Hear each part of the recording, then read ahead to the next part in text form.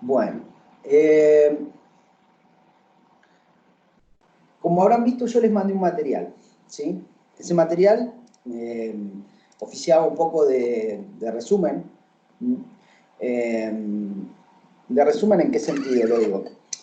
Eh, Digo, porque en el texto que les mandé lo que hice fue como, cuando digo texto está dentro de lo que es la parte que se llama de textos, ¿sí? O dentro de la clase. Lo adosé a la clase 5 porque era algo que venía como atrasado, entonces bueno, lo puse ahí. Eh, que en realidad es lo que fuimos viendo, ¿no? Esto de las etapas, las fases en Freud, ¿sí? La fase es la concepción de lo que es la sexualidad, ¿sí? Una concepción que es mucho más amplia de lo que es el concepto del sentido común que se manejaba en la época de Freud y que incluso tal vez ahora también. Eh, y bueno, vimos eso, vimos cómo el placer tiene que ver o define de alguna manera, ¿sí? El placer vivenciado en una parte del cuerpo es como que define a la sexualidad. Y a la vez también pudimos hacer el recorrido por unos textos que son un poco más tardíos de Freud, ¿sí? Mucho más tardíos en su obra, que son la organización sexual infantil, ¿sí? Eh, y el texto de El complejo de Edipo. Además de ver esto,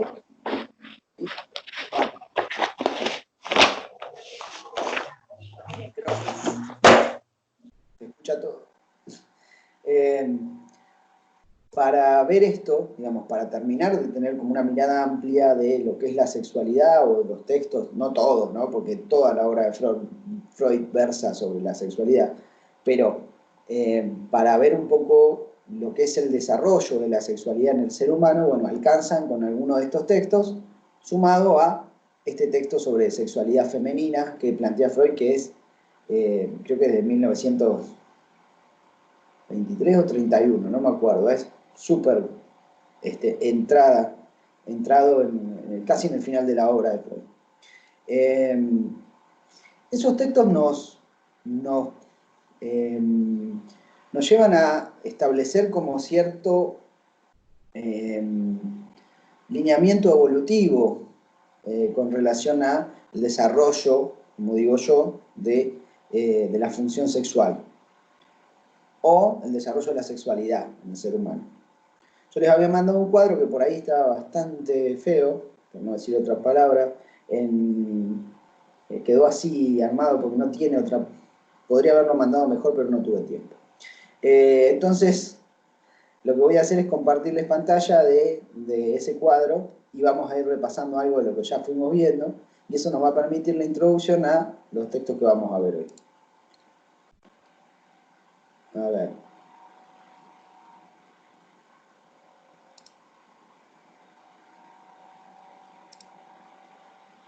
¿Ven ahí? No. Ah, no, sí. ¿Están viendo? ¿No la... Bien, sí, listo. Gracias, Melina. Porque como no las puedo ver a ustedes, no puedo ver si me hacen así. Estoy viendo yo también la pantalla. Es mi pantalla esta. Bueno, lo que tienen acá, yo voy a usar el mouse, el cursor acá, lo que yo les voy marcando acá, fases, zona erógena, apuntalamiento, bueno, esto podríamos hablar de relación de objeto, acá, en esta parte. Edad aproximada, destinos de la pulsión, son los ordenadores de alguna manera de las distintas fases, ¿sí? Que presenta Freud, o que nos presenta Freud. Es como un pequeño resumen en un cuadro, ¿sí? Tienen distintas fases, ¿no? En la sexualidad, en el desarrollo de la sexualidad. Fíjense que esto va desde el nacimiento hasta los 6 años aproximadamente. Es la sexualidad infantil hasta los 6 años. ¿Sí? Entonces, en esta etapa, digamos, o en esto que plantea Freud, tenemos que hay distintas fases, ¿sí? Fases que se llaman pregenitales. Son pregenitales porque la fase genital, finalmente Freud la termina considerando que es o coincide con la pubertad, ¿sí? Esa sería la fase genital. ¿Por qué la fase fálica, ¿sí?, no sería genital? Bueno, justamente porque en lo fálico hay acá los órganos rectores, o por lo menos las zonas erógenas rectoras, son el clítoris y el pene, ¿sí? No estamos hablando de genitales en el caso de la niña. Pero además es una fase en donde se desconoce, dice Freud, o los niños desconocen la existencia de la vagina como órgano sexual, ¿sí? Entonces, acá la oposición entre hombre y mujer, ¿sí? Entre hombre y mujer, es una oposición que tiene que ver con la lógica de lo fálico castrado. O tengo falo o me castraron, ¿sí? Entonces todavía no están los genitales en juego ahí. Por eso se llaman fases pregenitales, ¿sí? Entonces nosotros veíamos la fase oral canibalística, la sádica anal, ¿sí? Cuando Freud no desarrolla tanto lo canibalístico ni lo sádico en lo que yo les di. Pero si ustedes leyeron los textos que yo les había propuesto para hoy, ¿sí?, en una de esas, en lo que él llama las pulsiones parciales, ¿sí?, lo que van a ver es que se extiende un poco más él hablando del sadismo, se extiende hablando de la crueldad, digamos, del sadismo, se extiende hablando de la pulsión de ver, ¿sí?, del exhibicionismo, y bueno, y también va a hablar de otras cuestiones relativas a la sexualidad infantil, ¿sí?, que tienen que ver con pulsiones, como dice él, parciales. Parciales. Acá, bueno, a cada una de estas fases, como verán, acá abajo, le corresponde una zona erógena, ¿sí?, la oral canibalística, en los labios, ¿sí? Fíjense que siempre estamos hablando, Freud igual, siempre estamos hablando de bordes del cuerpo, ¿sí? Bordes del cuerpo que nos comunican con lo externo, ¿sí? Y que también son, ¿por qué digo comunican con lo externo? Porque la boca sirve para recibir objetos, ¿sí? El ano para la excreción, ¿sí?, pero también es un borde de contacto con el mundo. Ni que hablar el clítoris y el pene, ¿no? Son bordes del cuerpo, bordes en donde se produce o son susceptibles de producir un placer, por eso se llama zona erógena, ¿sí? Bien, entonces tenemos que en estas fases, yo les decía, hay correspondencia con una zona erógena rectora o prima una zona erógena. Esto no quiere decir, como plantea Freud, que no existan antes, ¿sí? Que las zonas erógenas no existan antes de la fase, ¿sí? No es que viene una, se corta, viene otra, se corta, viene otra. No, siguen coexistiendo, son como oleadas, dice Freud, ¿sí? Como capas. Entonces, en la oral canibalística sigue estando, a pesar de que aparece la sádica anal o de que aparece la fálica, sigue habiendo placer en la boca. Bueno, sí, sin duda. Esto es así, no es tan simple. Pero como les decía, hay una zona erógena y algo que denomina Freud apuntalamiento, ¿sí? O sea que los labios que producen placer como función sexual tienen una función biológica que ¿cuál es? Es la de la nutrición, ¿sí? Y por eso entran en contacto con el mundo, o de alguna manera el mundo, o los padres, o quien sea que ocupe ese lugar, empieza a recortar esa zona, ¿sí? Con la nutrición, por ejemplo, la madre le da la teta al nene, o le da la mamadera, o lo que sea, y es como que despierta la sexualidad y el placer, la vivencia de placer en esa zona. De la misma forma sucede con la excreción. Los cuidados hacen que esa zona se incentive, ¿sí? Y bueno, surja como zona. Bueno, acá está corrido un poco, pero esto correspondería a una edad aproximada de 0 a 2 años, la sádica anal de 2 a 4, y la fálica, que incluye, cuando surge la fálica, incluye el complejo de Edipo, la amenaza de castración, el complejo de castración que estuvimos hablando en las clases pasadas, incluye todo esto, ¿sí? Incluye la fase fálica, es durante la fase fálica que se empieza a producir el complejo de Edipo, digo, por una razón lógica, ¿no?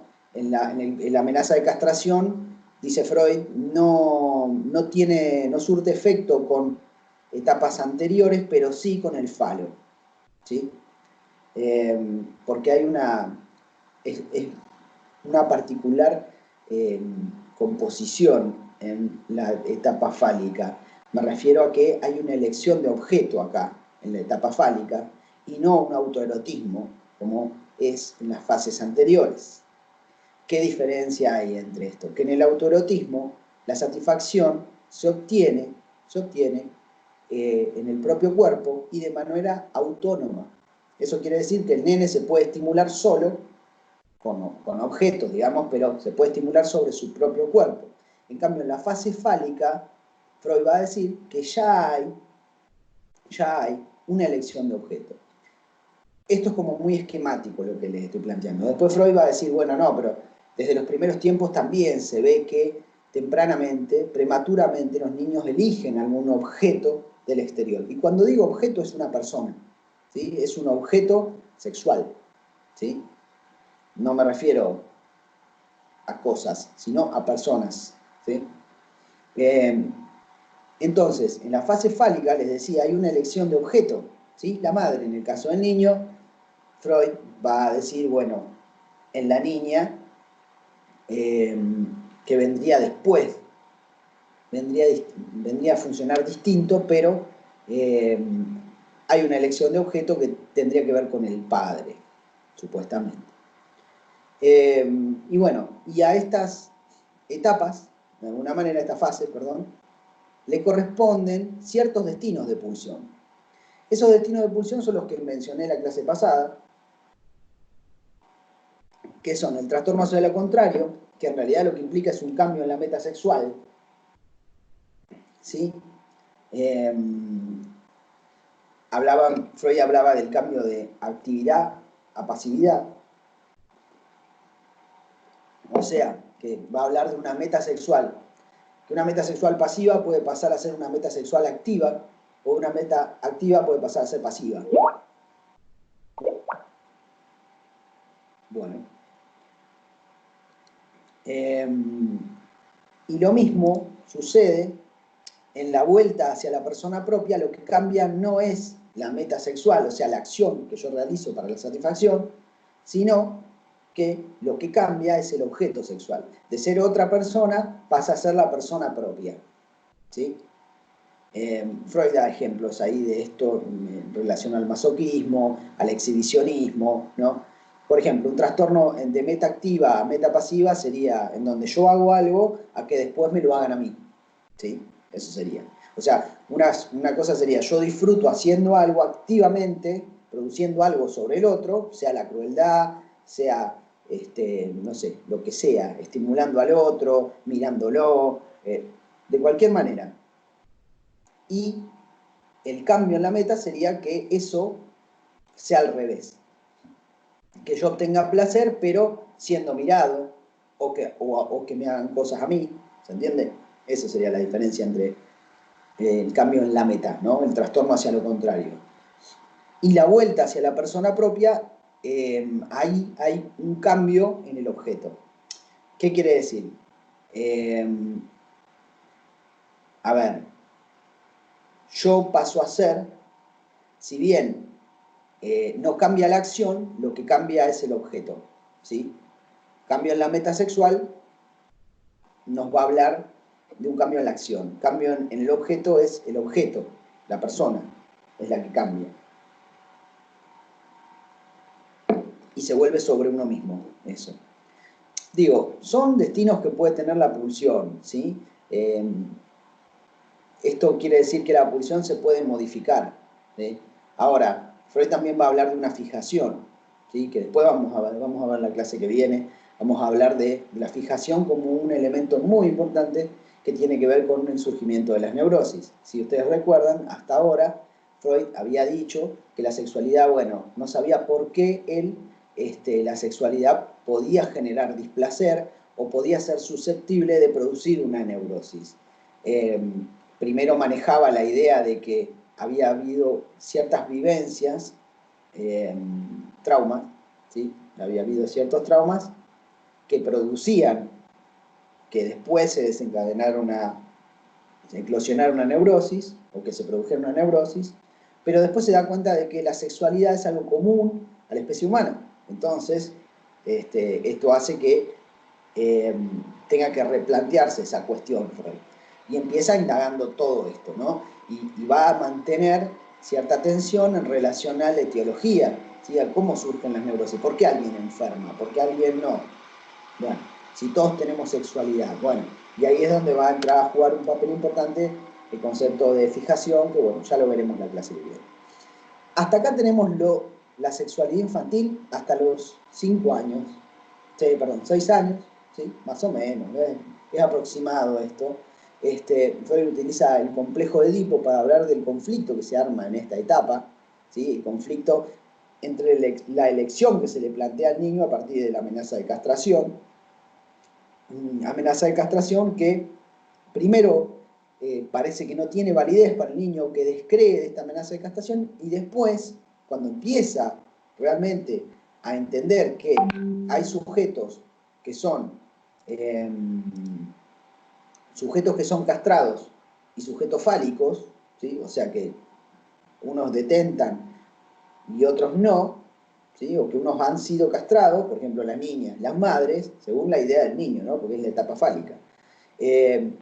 Ahí es cuando aparece, o podemos decir que entra en el complejo de castración. Fíjense que yo pongo amenaza de castración de un lado y después pongo un complejo de castración, ¿sí? Entonces eso quiere decir que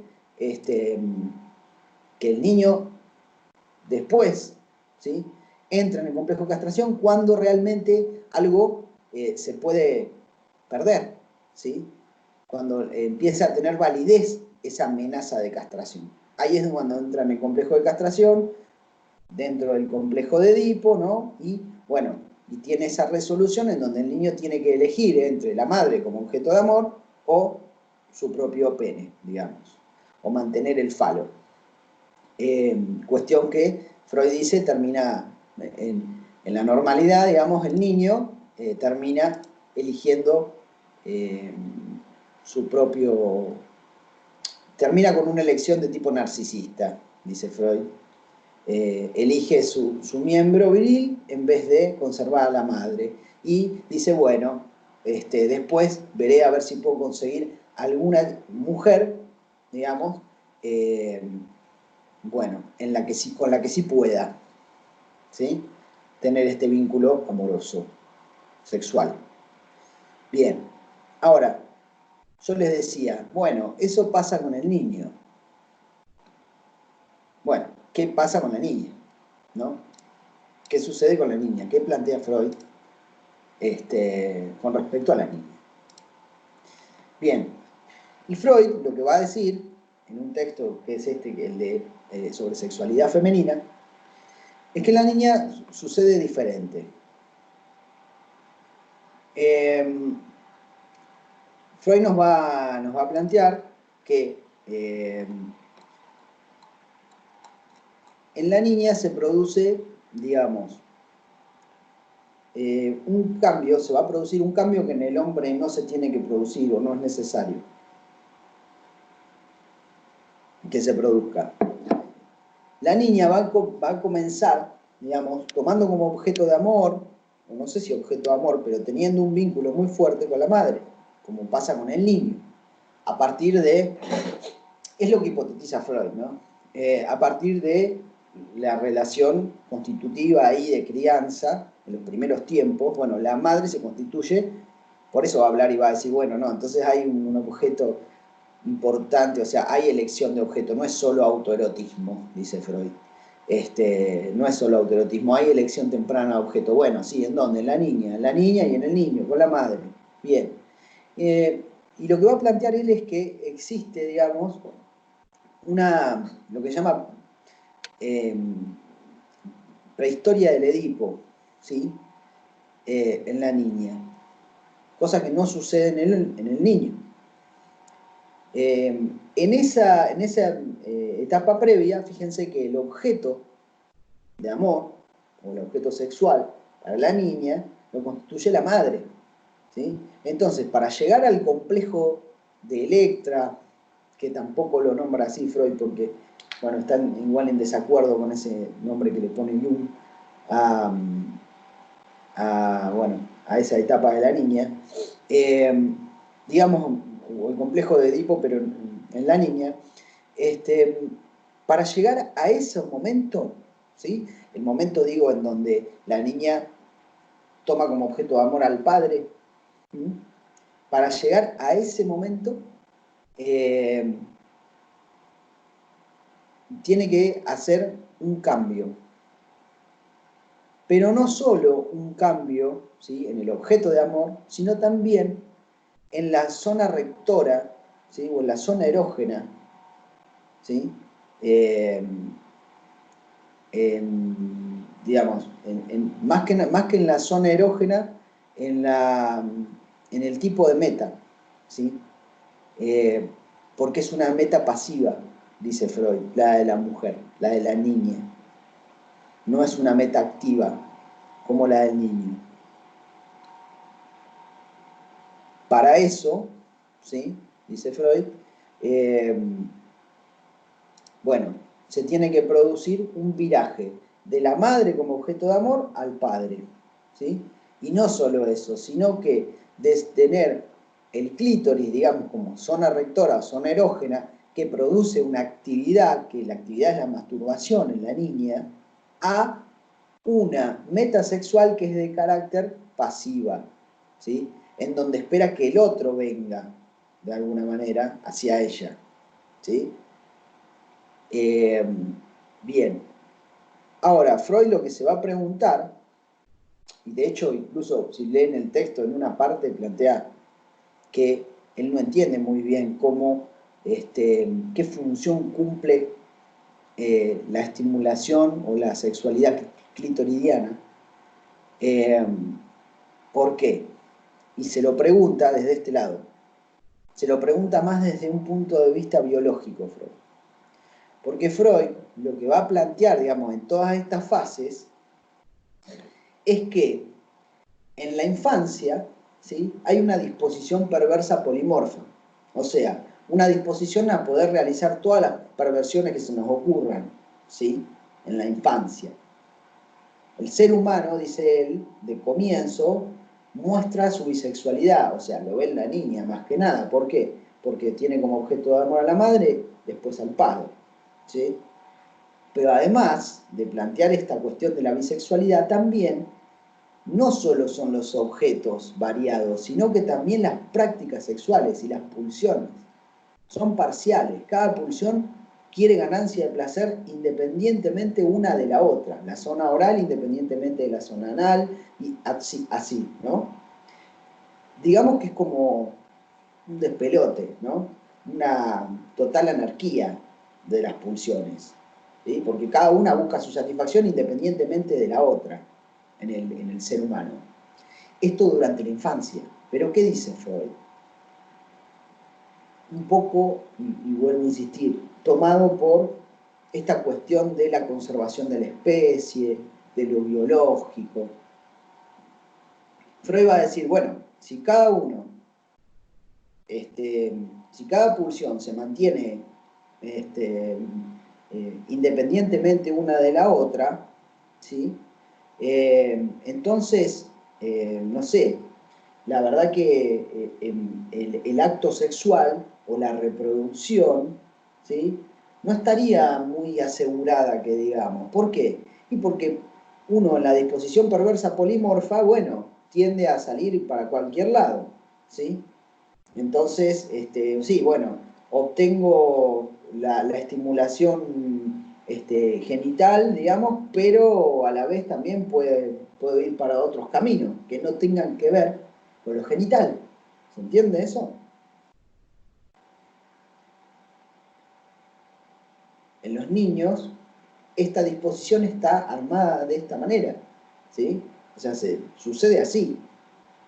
no hay nada que asegure, incluso si nos guiamos por el placer, no hay nada que asegure, yo ya lo había planteado esto, pero no hay nada que asegure la supervivencia de la especie, dice Freud. Entonces, ¿qué es lo que sucede? Y Freud dice que todas estas pulsiones, que son parciales en la infancia, cuando llega a la adolescencia, lo que van a hacer va a ser converger, ¿sí?, todas en pos de la genitalidad, ¿sí? Y todo va a llevar, van a actuar como actos preparatorios o relacionados, ¿sí?, o puestos en juego en el acto sexual genital, ¿sí? Hay un primado de la zona genital, dice Freud. Eso quiere decir que la zona que va a primar más en nosotros como práctica sexual va a ser la genital, y por lo tanto eso de alguna manera asegura, ¿sí?, la reproducción de la especie. Se dan cuenta que ahí, fíjense que los problemas o la, digamos, la orientación que tiene Freud es biológica. Es biológica porque a lo que tiende es, dice, bueno, de alguna manera tiene que sobrevivir la especie. A ver, si no llegamos al acto sexual genital, ¿sí?, y no reproducimos la especie, nos morimos como especie. Entonces, dice Freud, bueno, algo tiene que establecerse. Él, entre comillas, va a decir, bueno, algo, el decurso normal tendría que ver con esto. Nosotros podemos pensar tranquilamente que ese no está garantizado, ese decurso normal de las pulsiones, ¿sí? Nosotros podemos pensar esto. Podemos pensar que no está garantizado. ¿Por qué no está garantizado? Por cómo es la sexualidad en el ser humano. Si nos venimos un poco más acá en el tiempo, tranquilamente podemos pensar que, como les decía la otra vez, uno no tiene relaciones para la reproducción de la especie, ¿sí? No dice, ah, bueno, voy a reproducir la especie. No. Digamos que lo que más se asocia a la sexualidad tiene que ver con el placer, ¿sí?, con una ganancia de placer que es independientemente de la reproducción, ¿sí? Se produce independientemente de la reproducción. Nosotros podemos tener coitos y producir el coito y sin embargo no reproducir la especie, sin duda. Entonces, bueno, Freud lo que va a plantear ahí es esto, ¿no? Hay un despelote bárbaro con las pulsiones cuando se es niño, y cuando se llega a la pubertad, bueno, tienen que converger en el acto sexual y que el mayor placer se obtenga a partir de lo genital. Eso va a asegurar, entre comillas, asegurar que, bueno, se reproduzca la especie. Bien, hablando de solamente de las pulsiones, ¿sí?, del desarrollo pulsional y de las sexualidades de ese lado. Bien. Digo, esto no tiene... Fíjense ahí la impronta biológica que tiene Freud en lo que está hablando. O sea, está como muy marcada la impronta biológica, esto de la autoconservación y de la conservación de la especie, ¿sí? Está como muy marcado. Bien. Entonces, volviendo un poco a la sexualidad femenina, les decía que en la sexualidad femenina se tiene que producir un cambio, ¿sí?, en la vía. Digo, ¿en la vía en qué sentido? En el objeto de amor, que tiene que pasar a ser el padre. Bueno, ¿por qué? También eso desde el punto de vista, fíjense, biológico. O sea, la homosexualidad masculina o femenina, ninguna de las dos lleva a la reproducción. Hoy por hoy, podemos decir que contamos con un montón de métodos totalmente distintos en donde el avance de la ciencia hace que sea posible esto, digamos, a que la reproducción no dependa del coito, ¿sí?, sino que lo hacemos en un tubo de ensayo, la reproducción, si queremos hoy. Bien, no en un tubo de ensayo, es una metáfora eso. Lo que digo es que, bueno, Freud escribió en su momento, ¿sí?, en el 1900, no existía esto. Si hubiera estado hoy, se estaría preguntando o se estaría planteando otras cosas. Tiene las limitaciones que tiene cualquier autor propio de la época y de los avances de la ciencia y del contexto de producción de una teoría, ¿no? No le podemos pedir a Freud que se remonte a la actualidad porque, bueno, pero sí nos ha dado una serie de conceptos y de descubrimientos y de teorizaciones que siguen vigentes hoy. Entonces, él decía, tiene que producirse un cambio en el objeto y tiene que producirse un cambio en la zona, y más que nada en la meta, que tiene que pasar de ser una meta activa, ¿sí?, que es masturbarse tocándose el clítoris, a una meta pasiva, ¿sí?, que sería esperar que el otro, bueno, en el caso del padre, le dé. ¿Sí? Digo del padre porque, bueno, ¿qué sucede con la mujer? En este cambio, ¿sí?, nosotros decíamos, el complejo de castración en el niño produce la salida del complejo de Edipo. O sea, como tengo miedo que me lo corten, lo que hago es elegir una cosa o la otra. Y salgo del Edipo. ¿Sí? Renuncio a mi mamá, salgo del Edipo. En la niña, como la amenaza de castración no tiene sentido, ¿por qué no tiene sentido? Porque ya está castrada, se reconoce como castrada, ¿sí?, dice Freud. Bueno, eso introduce en el complejo de Edipo a la niña. Al contrario, la introduce en el complejo de Edipo. ¿Por qué? Porque en la etapa preedípica, o la prehistoria del Edipo, la niña tiene que resignar a la madre como objeto de amor. ¿Cómo la resigna? ¿Por qué se deshace de ese vínculo con la madre? Y Freud ahí es donde nos plantea, dice, hay, bueno, distintas razones que podemos pensar para que la niña deje de tomar a la madre como objeto y pase al padre, a tomar al padre como objeto. Una de esas cuestiones, él plantea, bueno, varias, ¿no? Dice, habla de los celos, los celos de que surja un hermanito o alguien que venga a ocupar su lugar, entonces la nena se enoja con la madre.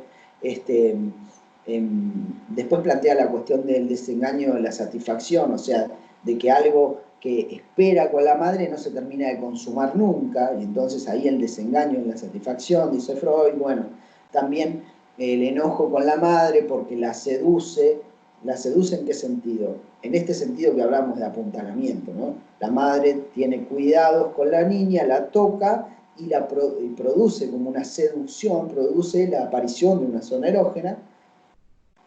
Bueno, Freud dice, bueno, ese papel se llama papel de seducción, ¿sí?, el papel del seductor adulto, que no es que lo hacen a propósito los adultos. Bueno, van a esa zona porque tienen que tocar esa zona. Y bueno, despiertan esto, es normal que pase. Pero la niña, dice, se puede, primero parece que la madre aparece como una seductora y después viene a prohibir eso. Freud lo extiende y dice, bueno, también puede pasar cuando las madres quieren conservar la virginidad de las hijas. Bueno, eso lo proyecta, digamos, y dice, bueno, también en la edad adulta se puede ver esto. Pero de niña, la madre, por un lado, estimula o seduce y por otro lado, después prohíbe. Entonces, ahí puede producirse, digamos, ganarse la hostilidad de la niña. Pero lo que más, lo que le parece esencial a Freud es el reproche de la niña, habiendo reconocido, y fíjense que ahí utiliza la palabra superioridad, ¿sí?, pero no estamos hablando de que haya una superioridad, ahí sí hay, si es la etapa fálica y lo que vale, lo que concede como mayor prestigio es el falo, bueno, ahí la niña, al saberse castrada de alguna manera, reprocha a la madre no haberla parido varón, no haberla parido con falo, ¿sí?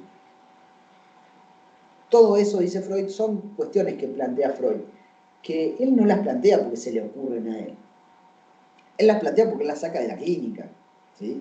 Él las saca de los recuerdos de los pacientes, las mujeres, tanto mujeres como hombres, digamos, y va armando esto, va armando algo en donde se encuentra con que siempre hay un juego, cuando retrocede en el tiempo, recuerdos que tienen que ver con este drama de rivalidad con el padre, o de amor hacia el padre, y de rivalidad con la madre, odio hacia la madre, o amor hacia la madre, ¿sí? Estoy hablando de tanto la niña como el niño. Entonces, desde ahí él saca esto, ¿no? Él plantea, de hecho, algunos ejemplos en donde dice que la mujer tiene una relación muy mala, hostil, agresiva con el marido, pero que eso se hereda de alguna manera de la relación con la madre, ¿sí? Bueno. Y lo que va a plantear entonces Freud es que hay como un reproche hacia la madre y hay un deshacimiento, hay como un extrañamiento del amor hacia la madre. O sea, la abandona como objeto de amor y va a buscar que, supuestamente, va a buscar el pene.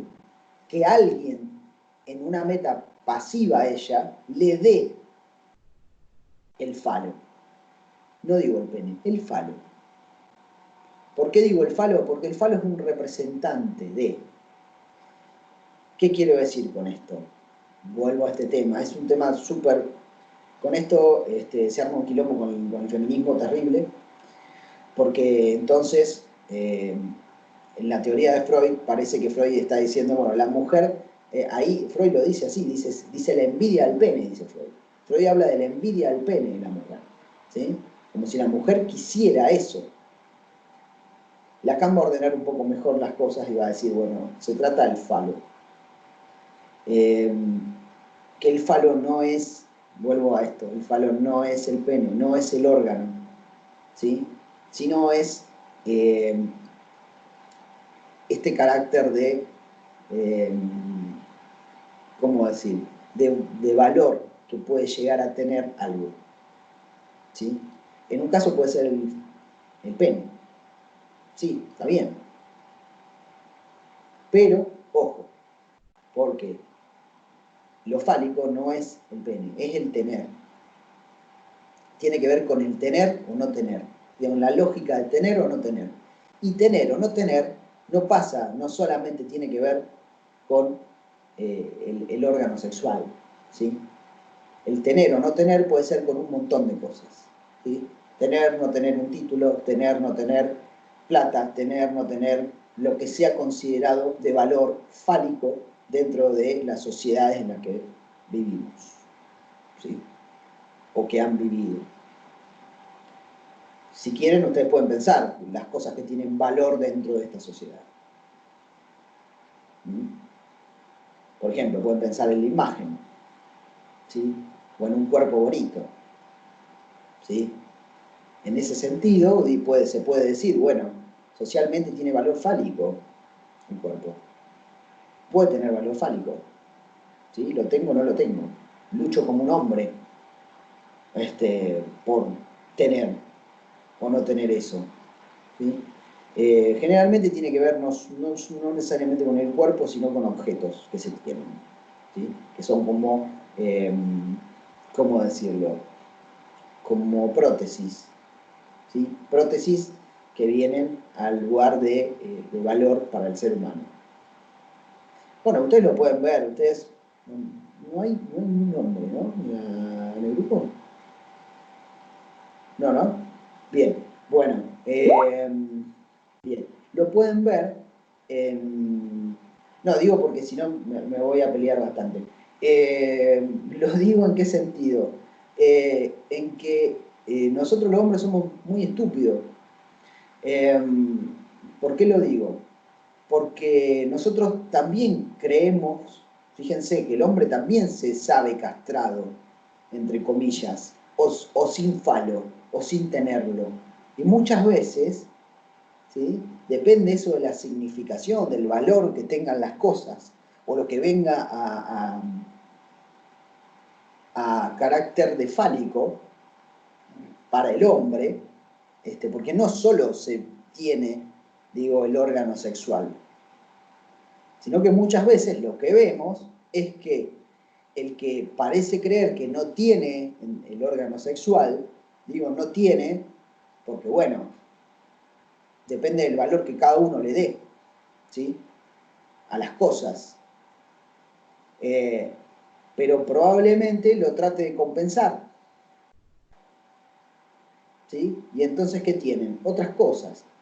¿Y le da valor a qué? Bueno, a la plata, al auto, a, no sé, a toda la serie de cosas que puede tener una persona y que parecerían darle un valor fálico. ¿Sí?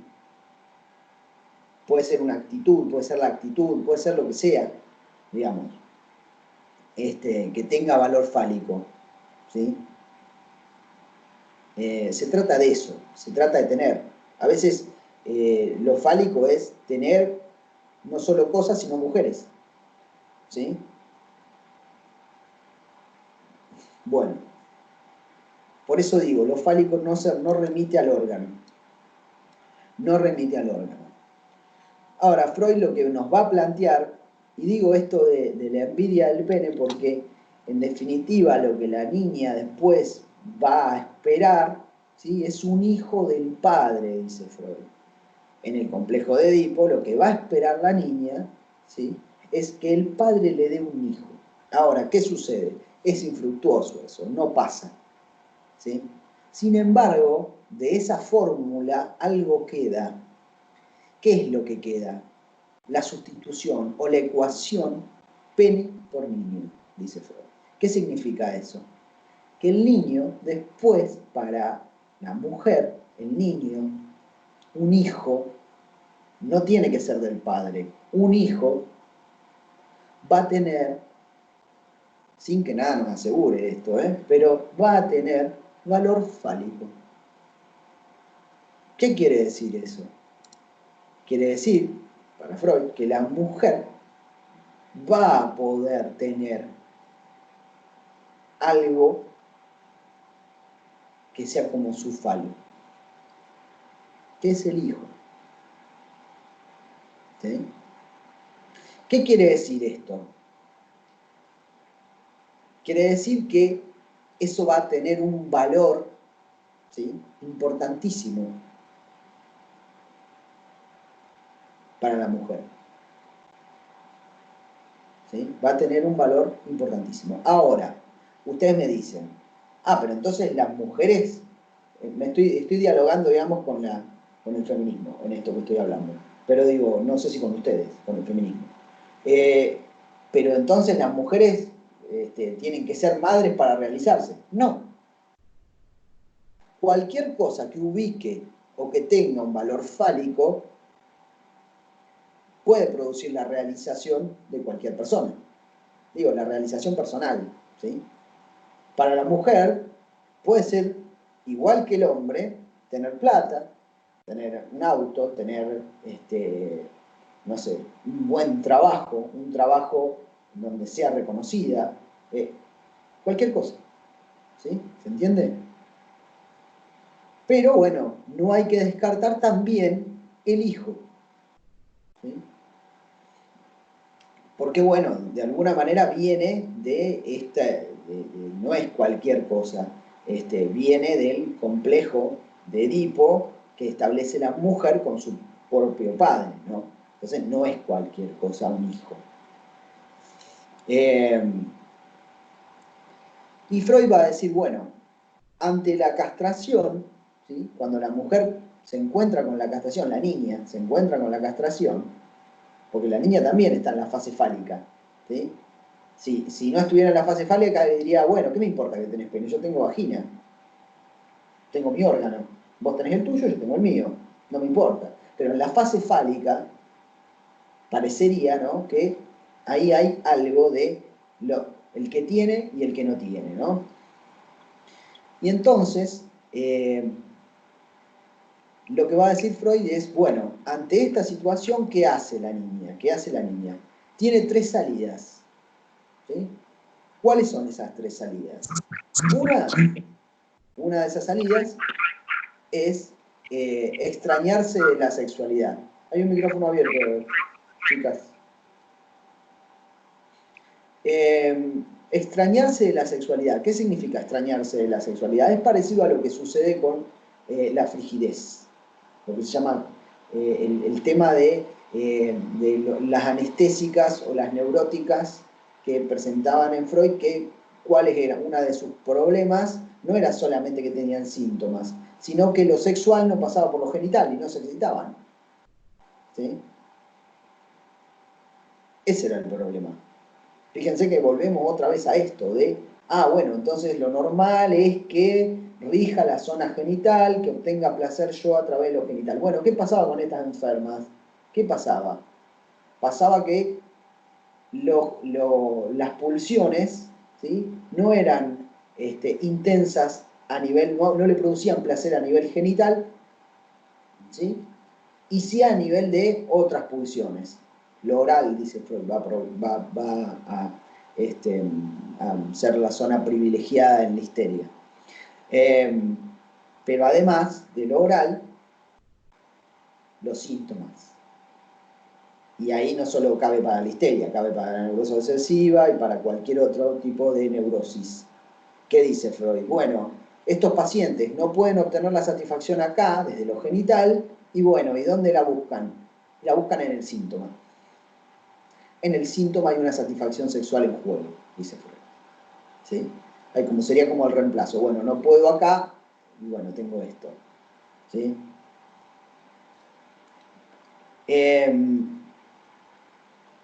Eso es lo que plantea Freud. Una de las salidas de la mujer sería esa, de la niña sería esa, y el extrañamiento de la sexualidad genital. El extrañamiento de la sexualidad, incluso de cualquier tipo de sexualidad, pero que vuelve a través del síntoma. Otra de las salidas es el complejo de masculinidad. ¿Qué es el complejo de masculinidad? Es que la mujer no renuncia nunca a la creencia de que va a tener, a esa posición activa, no renuncia nunca. ¿Sí? No renuncia nunca a la esperanza de tener. ¿Sí?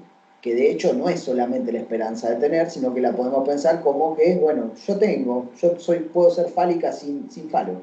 Sin falo no, sin pene. ¿Sí? Y puede ser, tranquilamente. ¿Sí? Y la sexualidad marcha por ese camino. ¿Sí?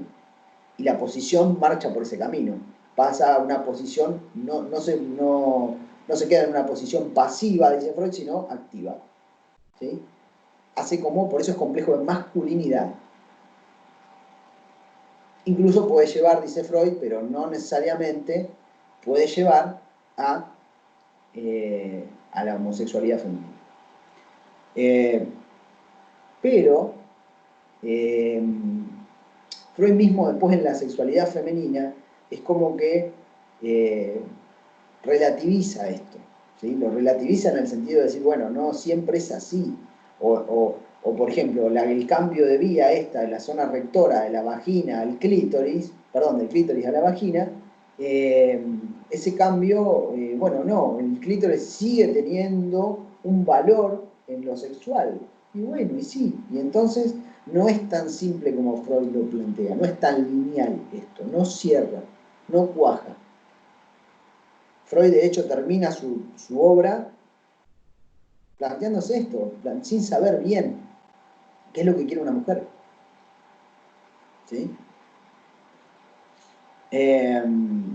Bien.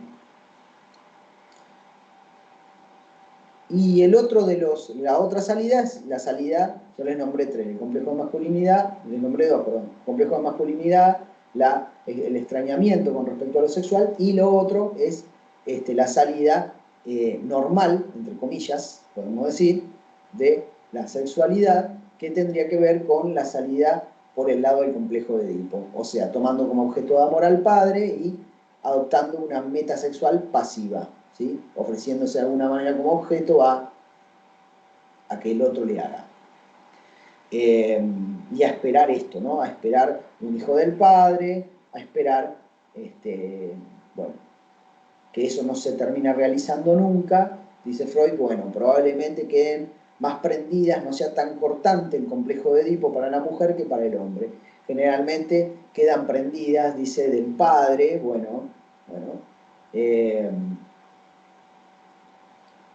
puede que no sea tan tajante el complejo de Edipo. Pero, en definitiva, después tiene que deshacerse de esa búsqueda del objeto de amor en el padre, sin duda, ¿no? Algo de eso hay, si no, no habría mujeres que están con otra persona que no sea el padre. Bien. Eso con respecto a la sexualidad femenina, a lo que puede esbozar Freud, lo que puede llegar a producir él en su momento sobre la sexualidad femenina. Después veremos, o no, por ahí no, pero no sé si va a tener que ver con el desarrollo de la materia, por ahí lo pueden buscar ustedes, les puedo indicar que lo maneja mucho mejor Lacan esto. Lo plantea de una forma, bueno, por lo menos con su teoría es más claro. Freud peca de la época en la que vive y teoriza también en base a eso. Bien, entonces, volviendo un poco, ¿sí? Al cuadro este que yo les planteaba, ¿sí? Lo que yo les digo, eso habla Freud en la sexualidad femenina. Yo les di otro texto, es el texto de, que es otro recorte que yo hago de 3 ensayos, ¿sí? En ese otro recorte, lo que les quiero, o lo que se plantea, digamos, ¿sí? Sería, en ese otro recorte, lo que ustedes se van a encontrar es con lo que dice Freud, no solo acerca de las pulsiones, de la sexualidad infantil, que ya se los mencioné a esto de las pulsiones que son parciales, y la sexualidad infantil que es polimorfa, o sea que va para cualquier lado, ¿sí? Las pulsiones van para cualquier lado, van para la parte anal, para la parte oral, no solo se trata de eso, sino que tiene que ver un poco con lo que continúa después del complejo de Edipo. Y lo que continúa después del complejo de Edipo, y que me parece que es importante para lo que tiene que ver con el ingreso dentro de la escuela, por ejemplo, del niño, ¿sí? Es el periodo de latencia. El periodo de latencia, Freud plantea como distintas etapas de la sexualidad, en donde plantea como el onanismo, al comienzo él plantea como el onanismo de la infancia, que después retorna a los 4 años, y después desaparece, entra en latencia, dice Freud. ¿Sí? La etapa de latencia implica un tiempo en donde la sexualidad deja de tener manifestaciones, deja de exteriorizarse, ¿sí?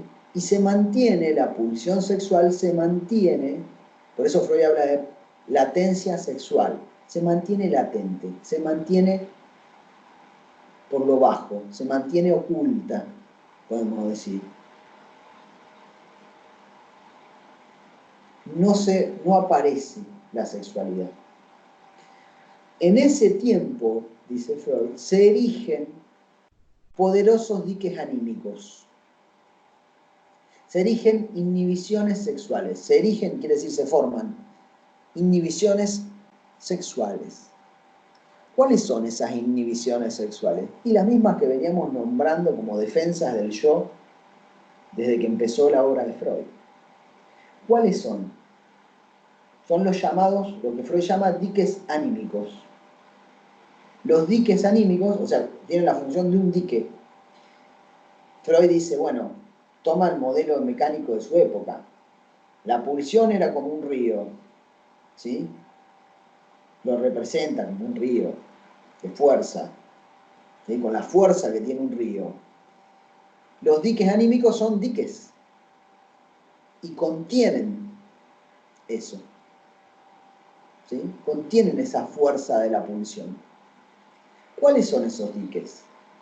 El asco, la vergüenza y la moral. 3. Puede haber más. Se erigen en esa época el asco, la vergüenza y la moral. Ese asco, vergüenza y moral lo que hacen es frenar, ¿sí?, a la pulsión. Hasta ahí el niño es un perverso polimorfo. ¿Por qué es un perverso polimorfo? Porque está encaminado a realizar todas las perversiones que se le vengan. Y ahí es donde podemos pensar esto que plantea Freud en el apartado que llama pulsiones parciales, en donde habla de la crueldad de los niños, donde habla del exhibicionismo, del placer de ver, donde habla de todas las perversiones que se les ocurran, que van a verlas en los niños. Si ustedes el día de hoy se ponen a observar a un niño, se van a encontrar con todo eso. En el jardín van y se miran el pito, le miran el pito al otro, miran cómo caga, miran cómo mea, miran todo. O exhiben ellos y andan desnudo corriendo, y anda a agarrarlo. ¿Sí? Porque les gusta andar mostrándose, les gusta andar mirando. No hay ningún tipo de dique, ¿sí? No hay ningún tipo de inhibición sexual en los niños, hasta los 7 años. Después ustedes van a ver que empieza la vergüenza. Ay, mamá, no, me estoy bañando, no entres al baño. O lo que sea, ¿no? O estoy yo en el baño, no, ahora no, ¿sí? Eso depende, dice Freud, parece que fuera algo biológico esto, esta oleada, en donde la sexualidad viene en pico así y en la etapa de latencia desaparece. Y de golpe aparece ¿dónde? En la pubertad, por este lado, a la derecha. Aparece nuevamente en la pubertad, ¿sí? Pero mientras tanto hay una etapa de latencia. En esa etapa de latencia, ¿sí?, que les decía, en donde se erigen estos diques anímicos, bueno, también habla Freud de lo de ver, del exhibicionismo, y también habla de la crueldad. Si ustedes ven a los niños, se van a dar cuenta que no tienen ningún tipo de tapujo en producir actos crueles, son sádicos. Si los ven con los animales, Freud da un ejemplo de ese. Ustedes ven a los nenes que agarran a los animales. ¿Cómo los agarran? Los agarran y los aprietan a los animales y parece que se les van a reventar y que toda madre tiene miedo de que el niño reciba un tarasconazo del perro porque los agarran y les agarran la cola y los aprietan y les agarran de las orejas. Y son sádicos entre sí los nenes, se pegan. Le pegan al otro. Bueno, hay que ver en cada niño el componente sádico, ¿no? Si está exacerbado o no. Pero por lo general, son sádicos. No tienen ningún freno. ¿Sí? El freno se lo pone el adulto, el educador, se lo pone otro. ¿Sí? El otro es el que de alguna manera, Freud dice, bueno, esto sucumbe por biología. Bueno, Lacan va a decir distinto. Es el otro, el que tiene que jugar ahí un papel como para frenar un poco a la pulsión en los niños. Pero si antes del complejo de Edipo, antes de este freno, digamos, de estos diques anímicos, la pulsión aparece desenfrenada en los niños. ¿Sí?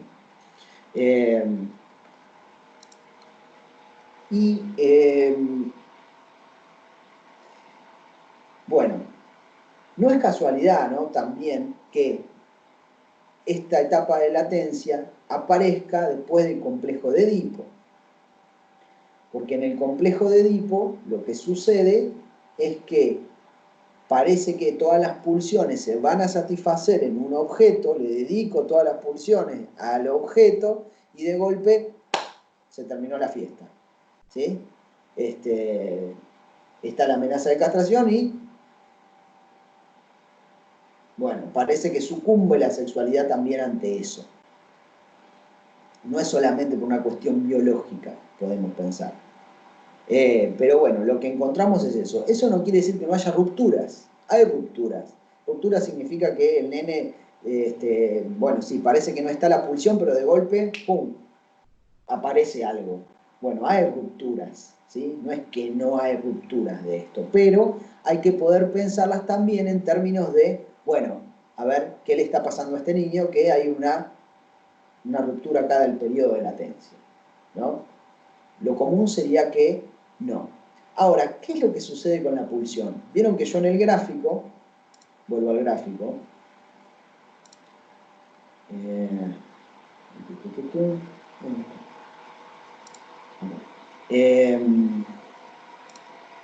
vieron que en el gráfico ¿sí?, se llega hasta acá, hasta el complejo de castración. Y las pulsiones tienen, a esto iba, a los destinos de la pulsión. La pulsión tiene estos dos destinos que les mencioné. Pero ustedes, si vuelven al texto de pulsiones, se encuentran con que hay dos destinos más de la pulsión. Esos dos destinos más son la represión, ¿sí?, y la sublimación. Bien, vendrían acá.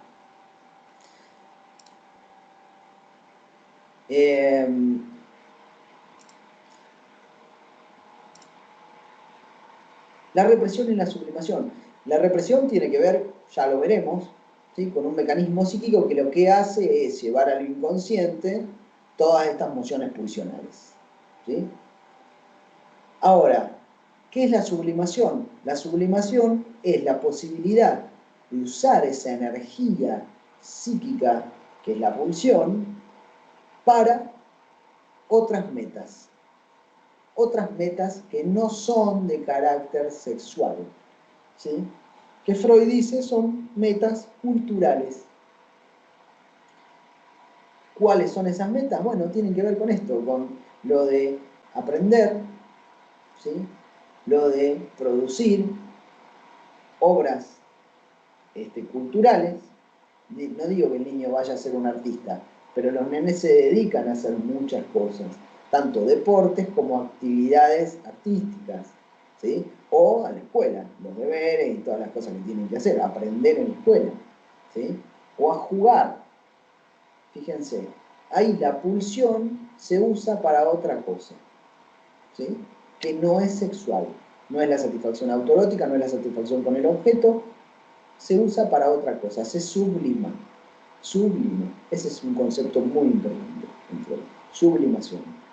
Freud no va a decir solamente que está la sublimación, sino que también está la formación reactiva, que la formación reactiva, en definitiva, yo les comentaba un poco una de estas clases pasadas, que tenía que ver con que cuando una pulsión, eh, digamos, tiene una carga muy importante, la formación reactiva lo que hace es oponerle lo contrario, ¿sí?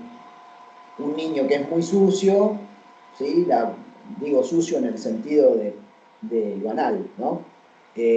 La formación reactiva vendría a ser a que se forme en su carácter como una persona muy limpia, ¿sí? Verán en los chicos que hay niños que pasan de no tener control de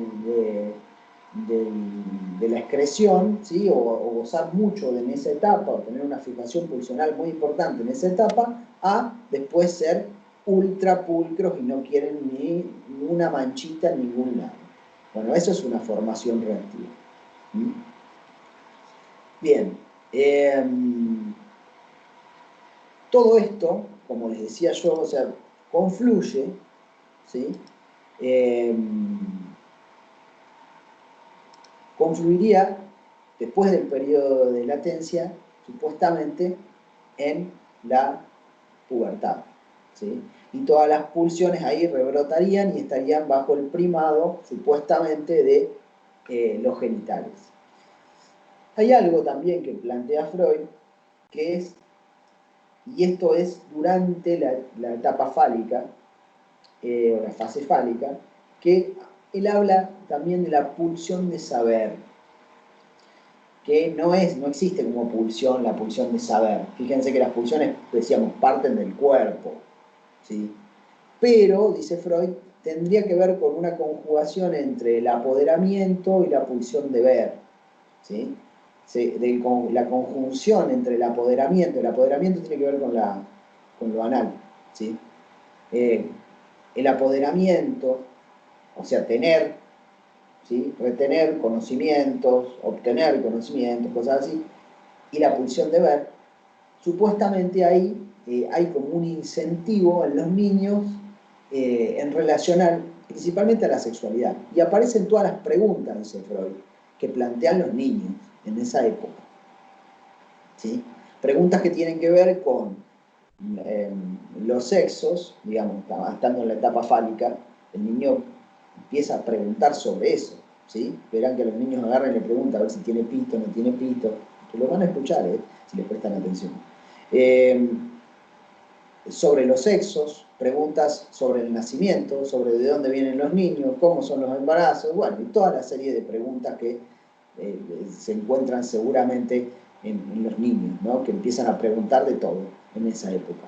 Tiene que ver un poco con esto, con la idea, esto es anterior al complejo de Edipo, a la resolución del complejo de Edipo, ¿sí? Es anterior, ¿por qué? Porque en el complejo de Edipo, ¿sí?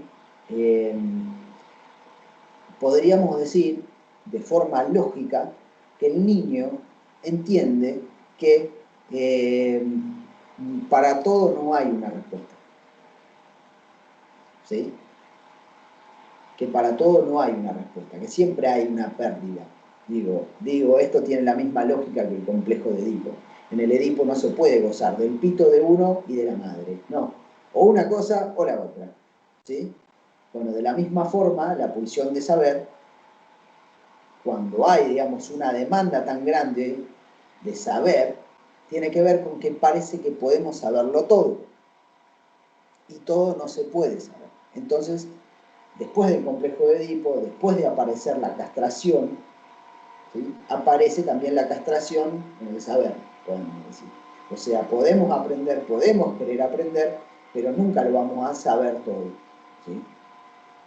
En esa etapa, dice Freud, los niños se preguntan sobre la sexualidad, se preguntan sobre de dónde vienen los niños, incluso arman la escena de la relación sexual, digamos, de los padres, le aparece como un acto sádico al niño porque todavía no entiende bien cuál es el papel de la vagina. No existe la vagina como órgano sexual para el niño, entonces después lo mismo con los bebés, al no entender, digamos, que está la vagina, creen que esbozan teoría, dice Freud, de cómo nacen los niños, que son, bueno, lo que pueden esbozar los niños ahí, lo que pueden plantear, que sería que nacen por el ano, que salen del vientre, del ombligo, bueno, de otros lugares. Pero que me parece interesante, digo, porque eso, fíjense que tiene una relación muy, muy íntima con la cuestión, con la psicopedagogía, ¿no? Los trastornos se van a producir en relación al saber, inhibiciones pues, relacionadas al aprender, ¿sí? Y esto siempre tiene una trama de carácter sexual, por lo menos desde el punto de vista del psicoanálisis de digo, cuando hay una plena exteriorización de las pulsiones, entonces sabemos que la energía no está siendo aplicada, sublimada para el aprendizaje, sino que está poniéndose en cualquier otro lado. ¿Sí? Entonces tenemos que poder empezar a pensar cómo el psicoanálisis nos brinda herramientas como para poder pensar la situación de los niños, ¿sí? Sea en la edad que sea. Ya veremos también incluso si nos da el tiempo algo relacionado a adolescencia, y si no se los voy a dejar para que vean, de cómo es pensada la adolescencia desde el psicoanálisis, y bueno, nada, también cómo nos puede orientar de alguna manera, por lo menos, insisto, desde lo que plantea el psicoanálisis, en relación a, bueno, a lo que sucede con los adolescentes también. Bueno, ¿qué, Florencia? Está apagado el micrófono.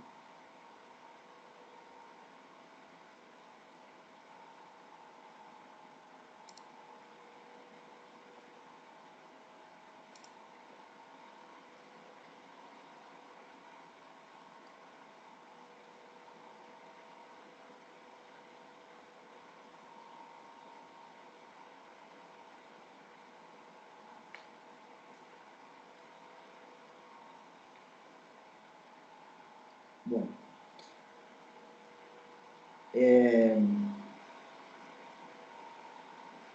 Flor, ¿me querías preguntar algo? Pensé que estaba hablando. Perdón. ¿Cuánta información, Elina?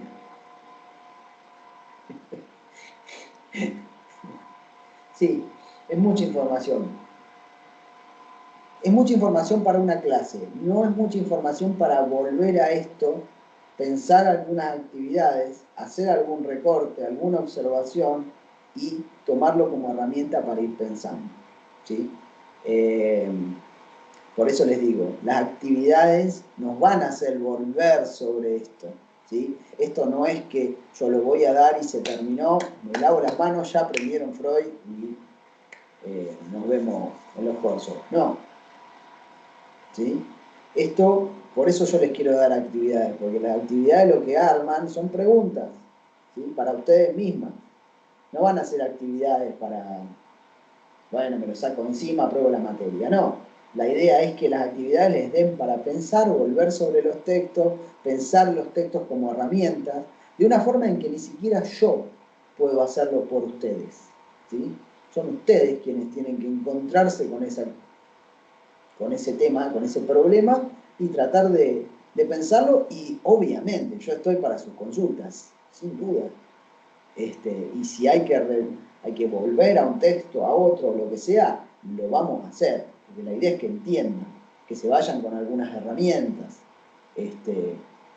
no que se les acumule una pila así de apuntes para estudiar sin saber para qué carajo les sirve, ¿sí? Prefiero que les sirvan como herramientas conceptos, estoy un poco peleado con las manos, que les sirvan como herramientas 3 conceptos y no que acumulen en la repisa 100 conceptos que no les sirven para un carajo, ¿sí? Por eso la idea es esa. Las actividades no son para agobiarlas, las actividades son para que entremos, incluso si es necesario, no dar la clase que viene y tomarnos ese tiempo para que ustedes piensen durante toda esta linda semana que nos queda en adelante, ¿cómo pueden ser útiles esas herramientas? Buenísimo. Ahora, en una semana yo soy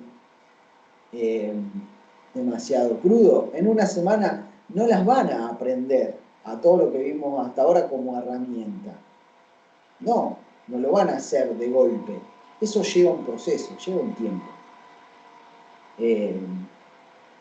Pero sí puedo ir dándoles eso, y a la medida que se los voy dando, ustedes lo van pensando. Es más, les diría que le dieran más prioridad a eso que a las clases que siguen, ¿sí?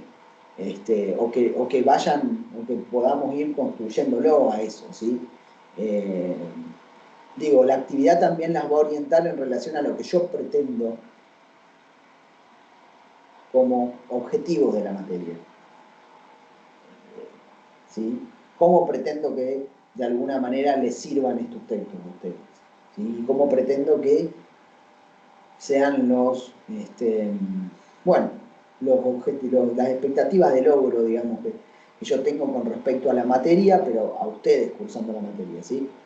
O sea, una de estas cosas es esto que les dije recién, una de las expectativas es esta, es que puedan utilizar como herramientas estos conceptos, ¿sí? Para hacer lecturas descriptivas o para hacer incluso también intervenciones, ¿por qué no?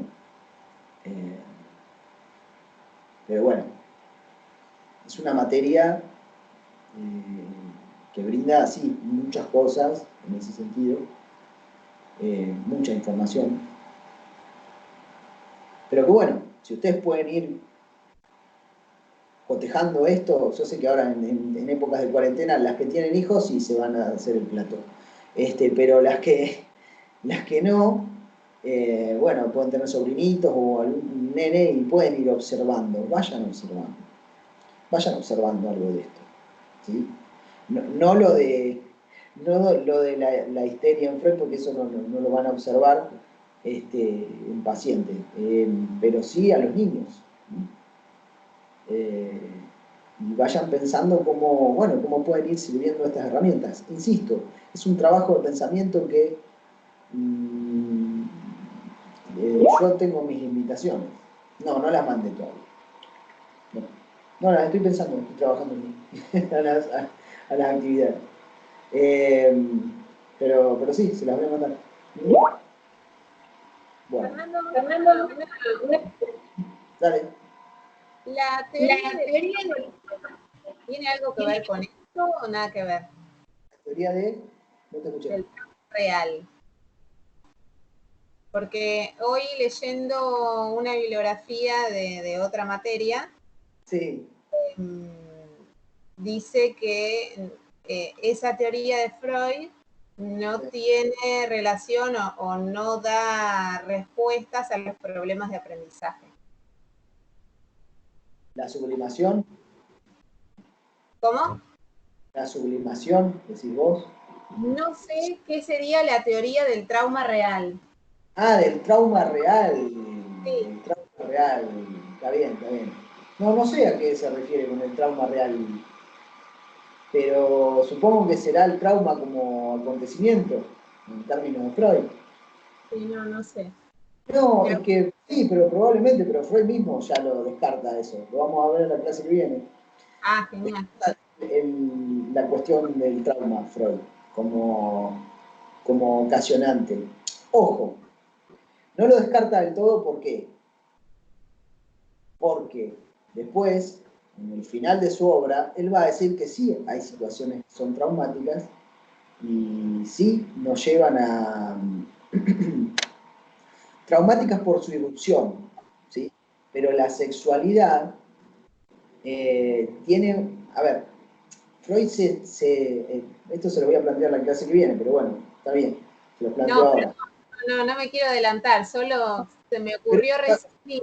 cuestión mínima. No sé si se referirá a eso, pero, a ver, Freud después empieza a abandonar la cuestión de la vivencia real, el acontecimiento real de abuso, que decían las histéricas, como algo fáctico, como algo que pasó. ¿Sí?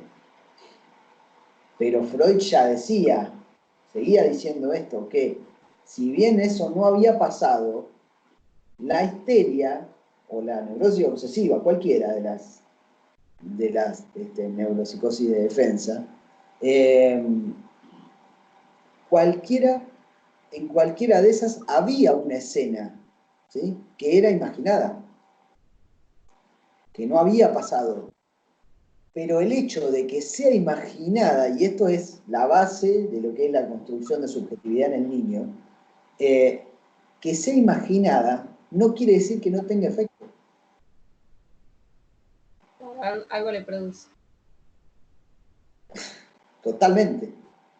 Que de hecho, después cuando ustedes ven, no sé si habrán visto el programa, pero se habla de la constitución deseante del niño, la constitución del fantasma materno en el niño, tiene que ver con esto que está planteando Freud acá, que después lo toma Lacan y habla de esto, habla de la constitución del fantasma, habla de que nosotros no vivimos en una realidad fáctica, ¿sí? No vivimos una realidad empírica nosotros, no nos relacionamos con las cosas de manera directa, sino que lo hacemos a través de nuestro fantasma.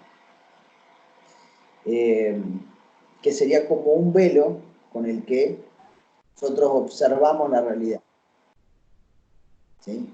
Y que lo hacemos, eso es inevitable y es necesario. Si no tuviéramos ese velo, estaríamos sintiendo angustia todo el tiempo. Pero bueno, eso es Lacan y es más adelante. Pero en Freud sí. Freud después abandona esta cuestión de la causación, la etiología o la causa traumática real, ¿sí? Lo abandona a mitad de su obra. Sin embargo, empieza a tener lugar algo que es la fantasía, el valor de la fantasía, ¿sí? en la causa de las neurosis, ¿sí? En las causas de las enfermedades psíquicas. Tiene un valor muy importante la fantasía. Y bueno, igual para la vida cotidiana tiene relación la cuestión de la fantasía. En cualquiera de nosotros, no solamente en una neurosis. En la conformación normal del ser humano es necesario eso, que haya algo de ese velo para relacionarnos con la realidad, sino...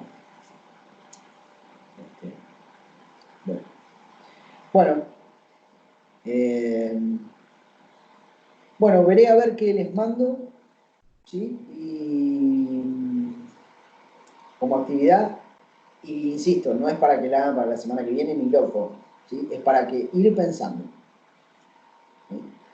Y por eso también les voy a dar algunos textos para la semana que viene que tienen que ver con esta pregunta de Florencia. Bueno, bueno, nos vemos. Cualquier cosa me hacen consulta, creo que el foro ya está abierto. ¿Sí? Bueno, gracias, mi niño. El foro ya está abierto, así que si tienen algún problema también, igual me dicen. Chao. Cuídense.